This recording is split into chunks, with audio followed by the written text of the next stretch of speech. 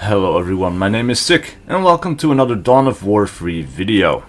This is a pre-recorded video. I did not do live commentary, but I'm just going to show you a little bit of what I've selected, my hero units, who I'm playing with, which is Boris07, who is also playing the Space Marines, against the Lutin Vert, who is playing as Orcs, and Toto71240, who will be playing the Space Marines as well. So I'm bringing in some, not Assault Terminators, but regular Terminators, Kill Team Iron Maw, and, what's his name? Gabriel Angelos, of course. So, let's jump into the game. Alright, so first thing, I want to try something new, which is something that I've been seeing online, and that is using servitors to capture resource points. That's because they're very cheap to build and pretty quick to build as well, which means you can capture more points early on in the game. And that will allow you to get the points needed to get more units out into the field. And this is where I make my first mistake, because I thought I was building down a barracks, which would allow me to get Assault Marines, but instead I'm getting another building which gives me heavy weapon support, and I can make Devastator Marines. And that is not ideal. It's not what I wanted to do, but actually it's not such a bad thing. In the end, I can make some good use out of my Devastator Marines, and I also have a what's it called? I have like one of the backup unit, or not the backup units, but you can see on the right hand side, you know, those cards that give you special benefits in the game.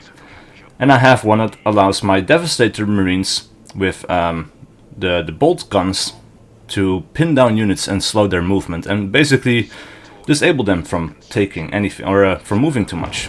At this point, I saw that the enemy already took the elite point, and they immediately drop in an Assault Marine, or a Tactical Marine actually.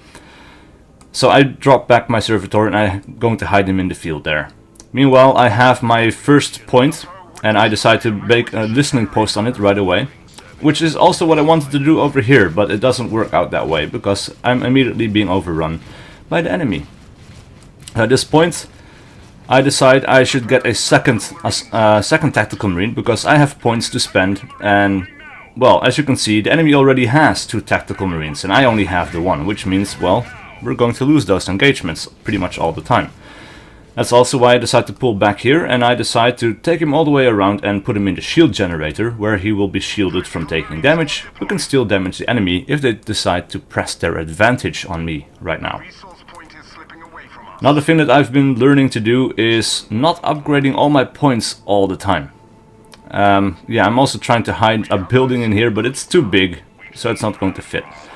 But building these upgrades for the resource points, while very important, also takes up a massive amount of resources. And that means that, well, I have upgraded resource points. If they get taken away from me, that is a lot of resources down the drain, and I need Marine units to defend my line. I only have the 2 Tactical Marines right now, after all. I did build a barracks finally, which will allow me to get Assault Marines pretty soon. Meanwhile, I'm using my Servitor to scout the enemy lines a little bit, and I want to push forward, but the enemy has 2 Tactical Marines and I have 2 Tactical Marines, while one of mine is already slightly damaged. So I decide to wait before I get some reinforcements, either from myself or from my teammate, who is fighting down on the bottom right. He has been pushed back as well, however, so you can see we don't have any elite points right now. The enemy has 2. And they have more resource points than we do. So at this point I decide to use my Servitor to scout ahead a little bit, and I can see that they've built a barracks right next to the elite point, which is really bad. But fortunately for us, we can make a move here. Yeah, my ally sends in Tactical Marines from the left and the right, and that means that I need to capitalize on this moment, send my Tactical Marines forward, and do as much damage as I can. Nobody is firing at me right now, so I can do a lot of damage. And meanwhile, I want to put a Devastator Marine in one of my drop pods. Meanwhile, this turns into the first big engagement as Kill Team Iron Maw pops up. And they drop a banner, which gives them a defensive bonus, which means that I need to drop one as well. Because otherwise I could even outnumber these guys and still lose, because the banner is a very potent tool for keeping my guys alive. Meanwhile, I can get my own Kill Team Iron Maw, which I decide to drop into the back. my tactical marines receive a grenade, and they they lose half their troops, which is really bad. So yeah, I decide to pull back my servitor. My tactical marines go into the shield generator, so they're shielded from harm again, and they can hold the line a little bit from there. The orcs show up with their own elites, which are jump boys. I'm not entirely sure what they're called, but they're basically assault marines, but you know, in orky form and as an elite. They're the only orc unit in the game that can make jumps, as far as I know. Meanwhile, while they're fighting over the shield generator, I decide to press my advantage and see if I can get away with a little sneak attack on the shield generator, or the elite point generator that the enemy has built, and as well as doing some damage to the chapel barracks. I decide my tactical, or my kill team Iron Maw can do with some backup, and that's why I drop in a drop pod of Devastator Marines as well, who will now target the barracks, while my kill team Iron Maw should try to kill their servitor so they can't build anymore. And he goes down, which is definitely good. I move my kill team forward, try to capture the point. Meanwhile, these guys are holding the line on the shield generator, which is really good. I really wonder though why they didn't send in the orc elite, because that guy could have jumped in there and cleared out my tactical marines. I decide to do a little bit more damage before falling back, because my guys are pretty much half dead and they need to be reinforced, which is also why I decide to build a barracks. Meanwhile, my backdoor antics come finally against some resistance. It's the enemy army shows up, they want to push us back, they want to keep their buildings, they want to take back the elite point. But my Devastator Marines are definitely proving to be very useful in this location. They kill the tactical marine, and now they can do some decent damage against kill team Iron Maw. Well, they're going for the kill on my own kill team, which is why I'm pulling them back a little bit and then drawing some fire, then moving forward to do some damage and pulling back again because they're nearly dead. And this kind of back and forth play really helps me out in the long run to do some more damage. Meanwhile, my first assault marines show up, and I decide to use my servitor to get an armory so I can get some health and damage upgrades. Finally though, the orc army shows up and my units get completely wiped out, which is really unfortunate, but it did give me some time to basically build some barracks here and then do a little bit of damage to the enemy generators. And of course that's going to be damaged pretty soon. The enemy has some scout snipers, which I try to get but don't quite take. And I'm not going to press that attack anymore because of course there's more enemy troops up there and I can't deal with them all. So meanwhile I'm just trying to destroy some of these generators. Take the point if I can, but I'm not entirely sure I will. But if I can damage the generators and take them out, that will be pretty helpful already. Meanwhile, I'm just looking for something to build, which I can't find, but I do start upgrading my stronghold to tier 2. Now, I'm not entirely sure why the enemy is immediately building new generators, because they don't have control over that point anymore, and I can do some decent damage. Which, is basically a waste of resources, and if I take this point now, well, that's all gone. It's just thrown out the window. Meanwhile, my tactical marines, they can get in some decent shots. They get some reinforcements, then I decide to draw my guys back. Or at least, I keep my tactical marines on the line, give my assault marines a chance to get away, do a little bit of damage, and then everybody falls back to my shield generator again. So I put my full health tactical marines in the shield generator as well as the other one, but they really need to be reinforced, and I'm going to basically switch them out one at a time to get those reinforcements, or at least that's the plan. Meanwhile, my buddy over on the right has some problems with the orcs, who still have the 2 points that we really do want, and we also don't have the really important resource node with the free resources yet. Which means that at this point, the enemy is still outproducing us on resources and things like that, if they're on top of actually spending those points, of course, because if they don't spend their points, well, all of the point generation in the world isn't going to help you much. But I'm very close to having full health units again. Meanwhile, the enemy snipers are a really big nuisance. They have 2 units of them already, or 3 actually, which means one of my tactical marines is already almost completely wiped out. But I bring back my assault marines. They can do some damage and keep the enemy snipers occupied while my main tactical marines hold the line. These guys start to fall back because they sense they're losing the advantage, and that means that, well, this is a really good opportunity for me to switch priorities from the scouts to kill Team Iron Maw, which is so close to being dead that I decide to press my advantage, and I do get the kill. Meanwhile, I can drop in my own again. Meanwhile, that tactical marine is almost completely dead, so I need to reinforce him. And I decide to get another Devastator marine unit, because the longer range on those guns is really damn powerful. I also need to draw back my tactical or my assault marine, but I don't manage to do it, which is unfortunate. But they did do some damage and they acquitted themselves very well. And as you can see, the orcs are also going for a WAG attack. So at this point I'm still quite worried, because the enemy can still outproduce us.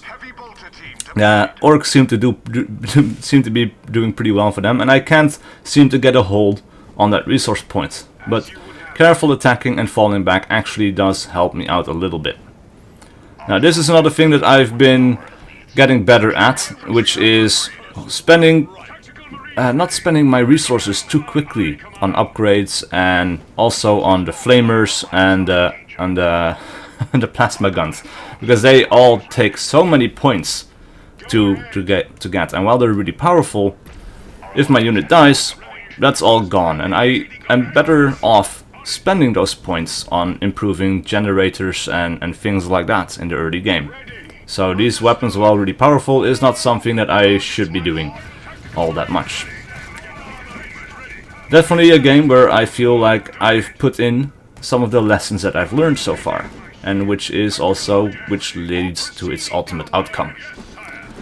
Meanwhile, I'm making some mistakes here. I'm sending my Devastator Marines forward. I have no idea why that happened.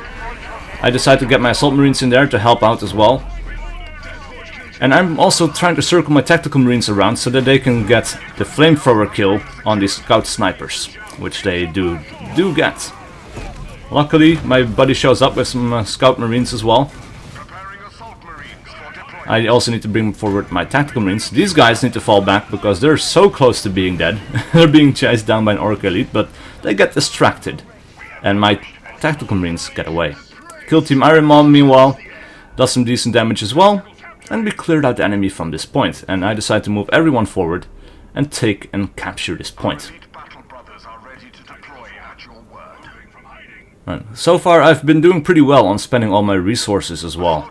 But as time goes on, we get into new escalation phases, and our generation of these points becomes so much faster that we don't really, or that I keep track of spending all of it. But I do decide to go for it because we seem to be doing pretty well in our current location, and we can press the attack on the elite point finally. I've been wanting to do this for ages, but I couldn't because the enemy was too strong. But now that they're all cleared out, they don't seem to have any more units in backup. Meanwhile though, the Orc army comes over, so we get into a little interesting engagement there. I've got some units in the shield generator, or not in the shield generator, but in a heavy cover point.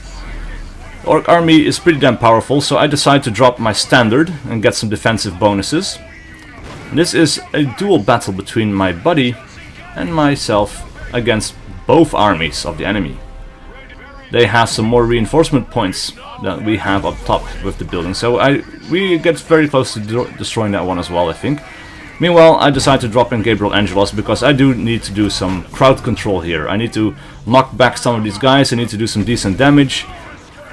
And they have Weird Boy Seth Noggin, which can be devastating if he uses his Scrap Metal Storm attack.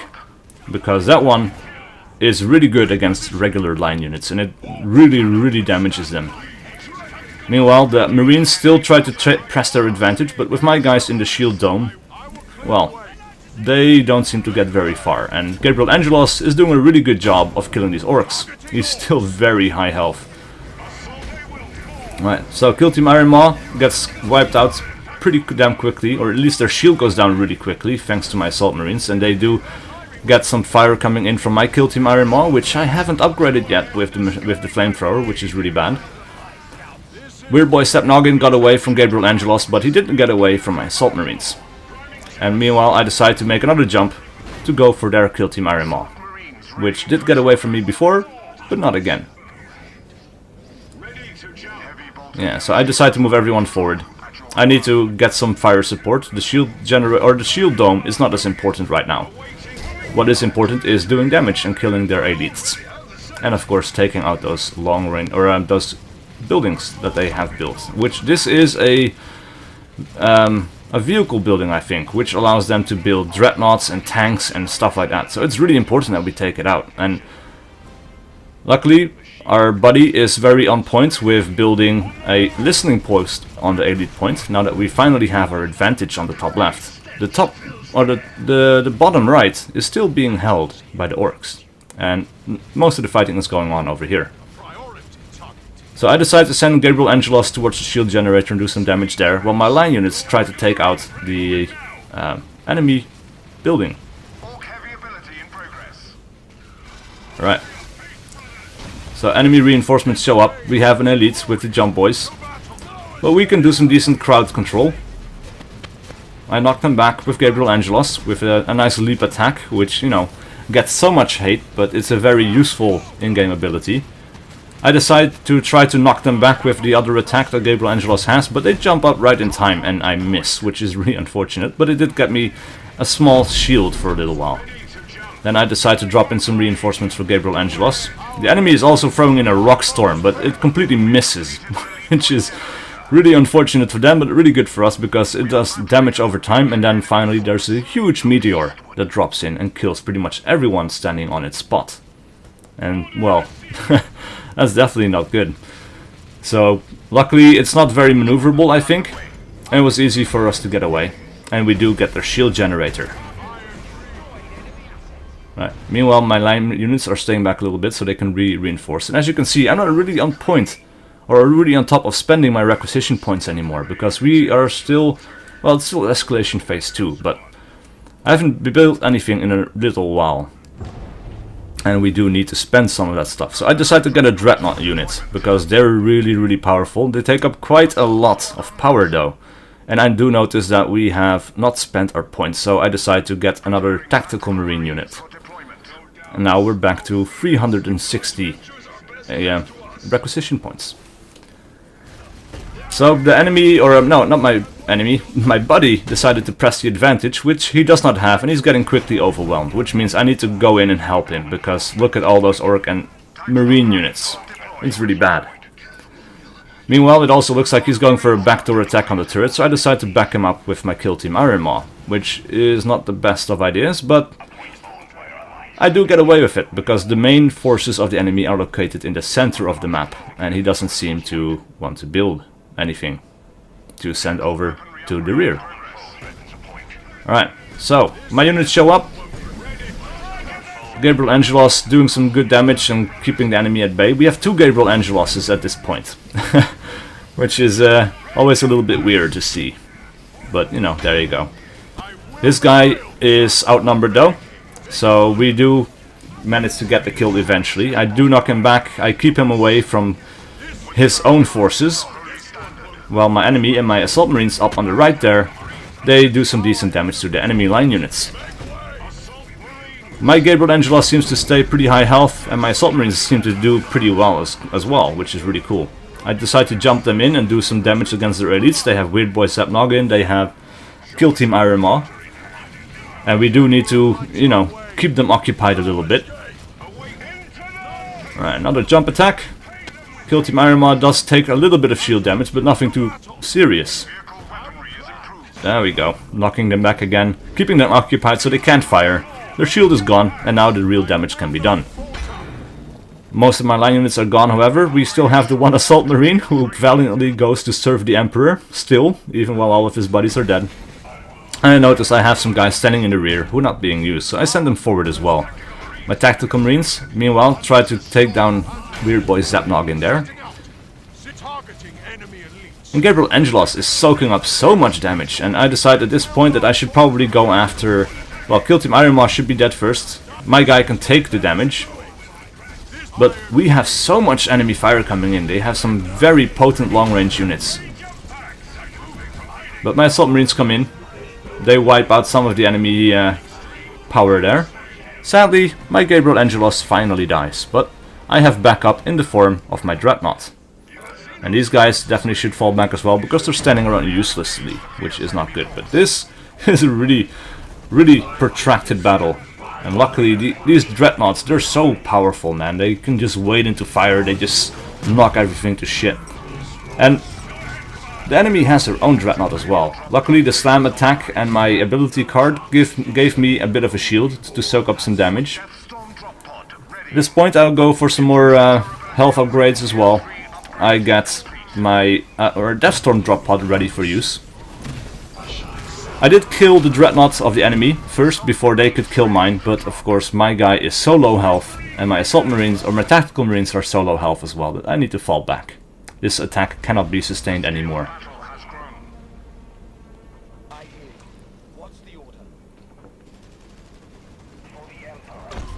Alright, I decided to send my scouts to the bottom. I'm not entirely sure why I did that anymore, because they can't take that point on their own if there's still an enemy listening post on it. But now I've got all 3 of my drop pods being made ready for a good assault. Kill Team Ironmaw is still hiding. I can reinforce my units fully. And I decide to go for a damage upgrade, some vehicle, health and damage upgrades, and I decide to get another Tactical Marine unit. Meanwhile, another Tactical Marine squad is hidden in the fog with Ironmaw. These guys are full health as well, so I decide to send them over as well, get some decent damage done and intercept the enemy when needed. Sadly, the enemy, or my buddy, has a tank which gets destroyed by some massive orc killer cans. Now finally, I have enough elite points to get my Assault Terminators, or my regular Terminators. They're not Assault Terminators, because the Assault Terminators, well, they have the ability to get in very close and they do melee damage. Meanwhile, we're doing some decent damage with the flamethrowers, like dual flamethrowers. All those line units did some really good damage.